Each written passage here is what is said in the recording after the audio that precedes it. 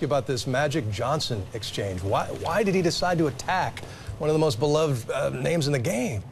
Well, he certainly, I mean, what he says in the interview, he claims that Magic Johnson called him after this tape broke and suggested he would somehow help him, that he shouldn't say anything publicly. Whether that's true or not, I have no idea. I'll certainly ask Magic Johnson that tomorrow. Mr. Sterling seems to claim that this was part of an effort to somehow get the team away from him. Whether that's the source of animosity or whether it is something else, as you know, he had told V. Stiviano he didn't want her putting photographs of her with Magic Johnson on her Instagram or bringing him to any games. You know, I was certainly stunned at what he said during the interview.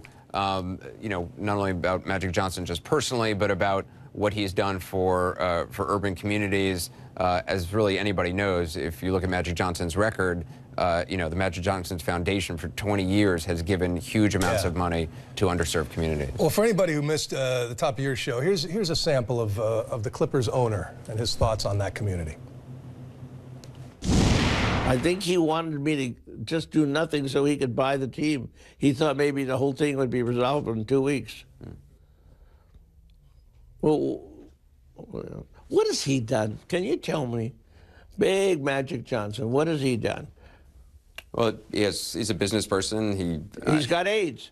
Did he do any business? Did he help anybody in South L.A.? Well, I think he has HIV. He doesn't actually have full-blown AIDS. But well, what kind of a guy goes to every city, has sex with every girl, then he catches HIV? And is that someone we want to respect and tell our kids about? I think he should be ashamed of himself. I think he should go into the background. But what does he do for the black people? Doesn't do anything. Incredible stuff. Now, his wife talked to Barbara Walters today and floated the idea that Donald may be suffering from dementia.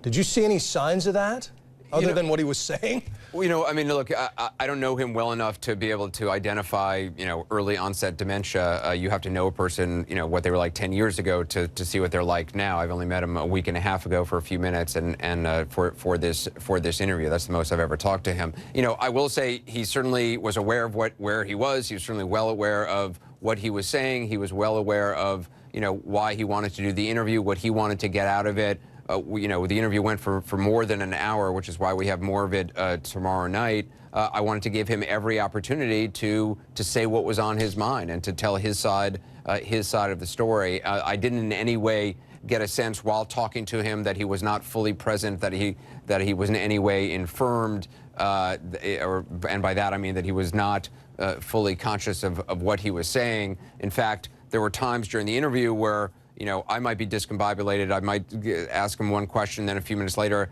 or very quickly ask another question in a different direction, and he would actually return to the original question because he hadn't completed his thoughts. So I certainly, you know, would be very careful about airing or talking to anybody who has any kind of dementia. I'm not a doctor, but I had no indication of, you know, any reason to be concerned about his abilities to hold this interview. And what is he hoping to achieve here? Is this a PR move? Is he trying to make his case to the other owners to let him stay? You know, I certainly think part of his message is to the other owners. He's very solicitous to them in this interview. He knows that, you know, that's the next shoe to drop, so to speak. They're the ones who will decide whether or not he did himself any favors. And look, he knows he's in a situation of his making, by and large. He's in a situation that he's never been in before, even though he's been in, you know, some hot water before.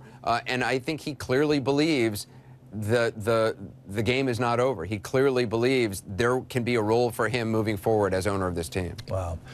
Well, what this was to PR, the Hindenburg was to blimps, and we're going to dissect it for the next hour or so. Anderson Cooper, we appreciate it. Much more on Donald Sterling next.